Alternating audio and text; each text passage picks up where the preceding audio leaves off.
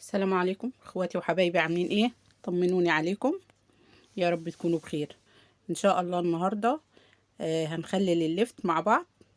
عايزاكم تشوفوا الطريقه معايا وتقولوا لي رايكم ايه. معاكم اختكم ام يوسف من قناه بنت العمده ام يوسف. اول حاجه يا حبايبي، انا شريت 4 كيلو لفت. الكميه اللي انتوا شايفينها دي 4 كيلو، يعني تقريبا الكيلو ب5 جنيه، ال4 كيلو دول ب20. تمام يا حبايبي. وفي ناس بتبيعه ب6.5، يعني بيبقى ايه، الكيلو ونص ب10. فالمهم دول 4 كيلو، جبتهم زي ما انتوا شايفين كده، وفردت ورقة وحطيتهم عليها، وشلت منهم الطينة، وشلت منهم العروش اللي بتبقى ورا الخضرة دي، وتقشر الجذور اللي قدام بالسكينة كده زي ما انت شايفة. تشيل السكينة بتشيل الترابة والجذور مع بعض، وبيبقى شكل اللفتة نضيف زي ما انت شايفة كده. تمام. في المرحلة دي جيبي طبق نضيف او حلة، الحاجة اللي انت هتحطي فيها، وتقشريها كده من الطينة ومن العروش الخضراء اللي فيها، وتحطيها فيها، تحطيها في الحلة النظيفة. ماشي اهو، شايفين؟ تقطعيها كده بكل سهولة، تخلي بالك على ايديكي. تمام يا حبيباتي، اهو شايفين شكلها. مخلل اللفت من اجمل المخللات اللي بعشقها، يعني بحب قوي لونه لما بيبقى وردي كده، وريحته تحفة الصراحة، بتفتح النفس. اهو يا اخواتي، همسك الكمية دي ال4 كيلو كلهم، هقشرهم بالطريقة دي، يعني بالسكينة هنقشط التراب والجذور اللي في النص اللفتة اللي قدام، واحنا ماسكين من العرشة الخضراء اللي ورا دي. بعد ما تنضف من قدام نمسكها ونروح قاطعين العرشة دي. تمام. اللهم صل وسلم وبارك على سيدنا محمد. اهو يا بنات، بعد ما تخلصي كل الكمية، اللي لازم يكون عندك برطمان نظيف بلاستيك. انا جبت برطمان كبير كده، برضو البرطمان ب10 جنيه، مش غالي برضو. وهقطع كل الكمية دي واحطها فيه. عايزة اقولك ان ال4 كيلو يدوب ملوا البرطمان بالظبط، سبحان الله. اهو ده شكلهم بعد ما اتقطعت منهم العروش والترابة نزلت منهم واتغسلوا. غسلتهم 3 مرات غسلة حلوة كده، لحد ما بقى لونهم زي ما انت شايفة كده، بقوا نضاف كده وبيلمعوا. بعدين جبت الطبق البلاستيك ده، الطبق على فكرة اللي بعجن فيه بتاع العجين. جبت الطبق البلاستيك وقطعتهم فيه قطع، يعني متوسطة، ولا هي كبيرة قوي ولا هي صغيرة قوي، زي ما انت شايفة كده. اللهم صل وسلم وبارك على سيدنا محمد. تمام يا حبايبي، هتقطعي كل اللفت بالطريقة دي. الاول اعملها شرايح زي ما بنقطع البطاطس كده، اعملها الاول شرايح، وبعد كده كل شريحة اقطعها على 3 قطع. ماشي. بعدين لما تروحي تجيبي اللفت ما تنقيش الكبيرة اوي، الراس الكبيرة اوي دي بتبقى مهوية من جوه وفاضية، يعني وممكن تلاقيها عاملة زي السفنجة من جوه مخوخة كده. جيب الراس اللي هي المتوسطة، يعني قد حجمها زي البرتقانة كده، قد حجم البرتقانة بسرعة او اصغر شوية. دي بتبقى الراس محملة ومليانة من جوه، بتبقى اللبة بتاعتها حلوة مش فاضية.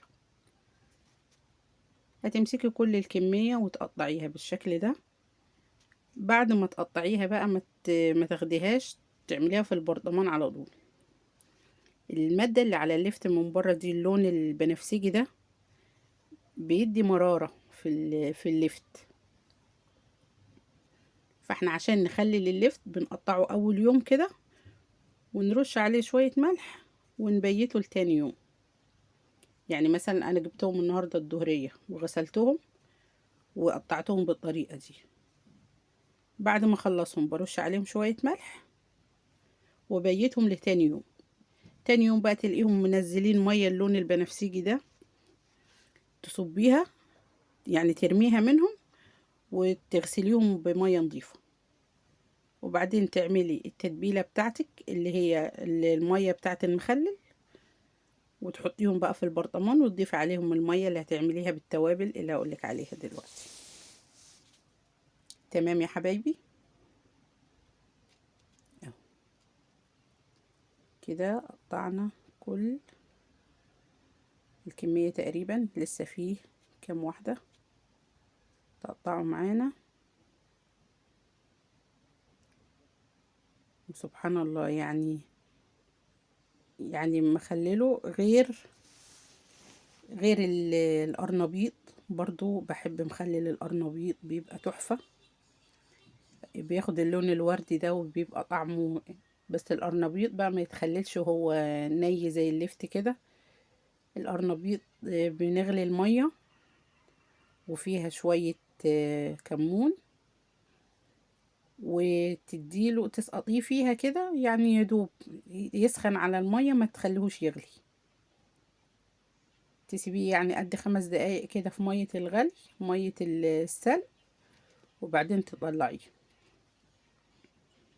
وبرضو ما تخليلهوش وهو طالع من المية سخن، تسيبيه لحد ما يبرد. وتعملي له بقى تعملي له المية اللي هنملحه بيها، اللي هي مية التخليل، الخل والملح ومعلقة الشطة والكلام ده، وتروحي ايه حطاه في البرطمان وصب عليه المية بعد ما يبرد. واهم حاجة ان انت تكتمي البرطمان، ما تخليش عليه من فوق مسافة فاضية، يعني ما تخليش القرنبيط باين كده من المية او اللفت، لا لازم يبقى مليان للاخر، وتبقى المية بتاعت التخليل عايمة عليه فوق عشان ما يعملش بكتيريا ولا ما يعطلش. تمام يا حبيباتي. برضو مرة كمان هجيب القرنبيط واخلله معاكم. قبل كده خللنا الليمون ساعة ما كنا بنعمل الصابون البيتي، كنت مخلله برضو برطمان ليمون، فلما خلص عملنا اللفت. وبرضو قبليها كنا عاملين القرنبيط. تمام يا حبايبي، كل فترة هعمل لكم كده وصفة اقتصادية على قد الايد. تمام كده، كل الكمية اهي اتقطعت معانا اهي، شايفين يعني حجمها، ولا هي كبيرة قوي ولا هي صغيرة قوي. اللهم صل وسلم وبارك على سيدنا محمد. بعدين بقى بنرش عليها شوية ملح زي ما قلت لك من شوية، تجيبي يعني قد معلقة ملح او معلقتين وترشيهم عليهم. ما تخافيش مش هيملح منك، لان انتي لما تيجي تخللي هتبقى عاملة حساب الكمية اللي انتي حطيتيها دي. اهو معلقتين ملح على 4 كيلو، يعني مش كتير، يعني كل كيلو عليه نص معلقة ملح، فمش هتبقى كميتها، مش هيبقى حادق قوي يعني.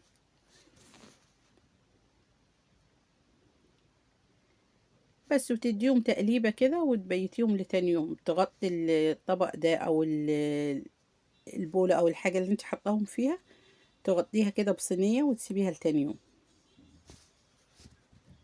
اهو بصي تاني يوم بقى شكله عامل ازاي، بيبقى بنفسجي ازاي.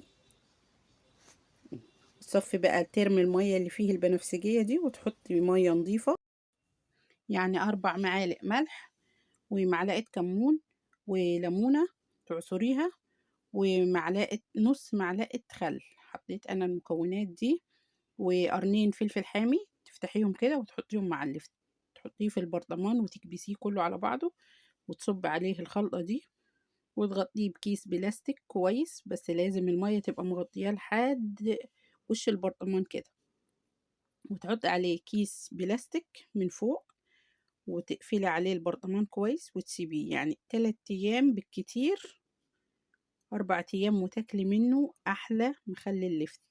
زي ما انتوا شايفين كده شكله، شفتوا شكله في البرطمان عامل ازاي، وده شكله في الطبق، لونه وردي كده وجميل وطعمه مقرمش ولذيذ أوي. طعم الملح لا هو كتير ولا قليل.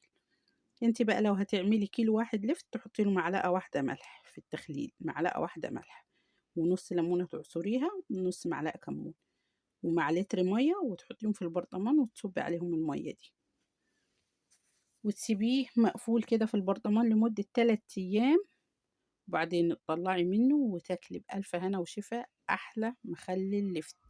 ودوقي بقى طعم القرمشة بتاعته عامل ازاي، ولا ممرر ولا ني ولا لونه مجرب. واهم حاجة تحطي بنجراية في المية، تقطعي نص بنجراية وتحطيها. وما تنسوش تعليق جميل منكم ولايك. السلام عليكم ورحمة الله وبركاته.